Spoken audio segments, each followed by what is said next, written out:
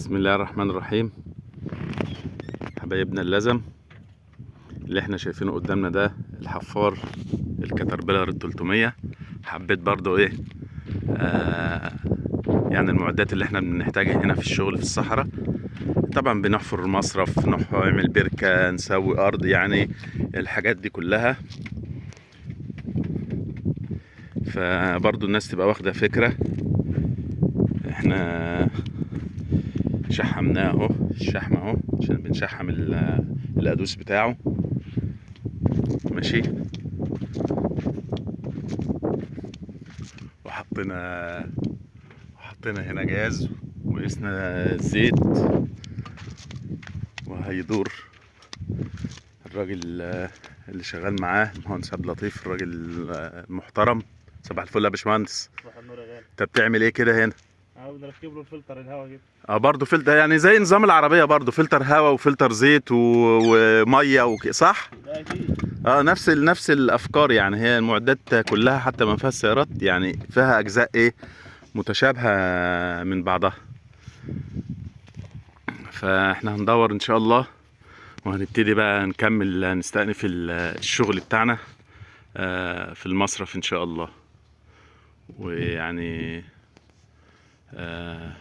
بعد ما ندور كده نشوف الوضع ايه والشغل عامل ازاي. بسم الله، الله اكبر. وبدأ الحفارة اهو، الاسد اتحفرت 300 كتالبرر 302.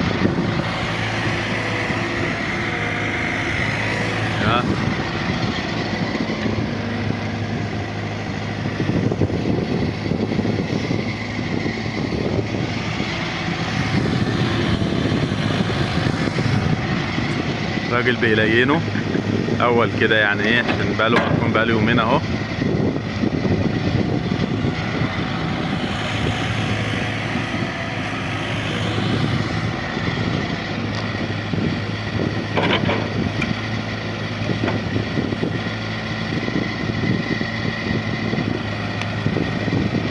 نبتدي نقول بسم الله ونبتدي الشغل ان شاء الله. نقول يا مسهل، يا هادي الحال، يا رب، يا كريم.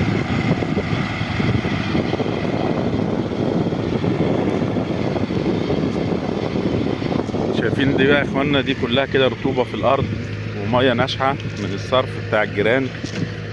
فايدة المصارف اللي انا بعملها انها تسحب كل الرطوبة دي، وتسحب كل الملح اللي موجود ده، والارض ترجع تبقى صالحة تاني للزراعة ان شاء الله، مع شوية معالجة يعني. يلا، حبيت بس برضو اوريكم حاجة كده في اليوميات بتاعتنا. صباحكم زي العسل.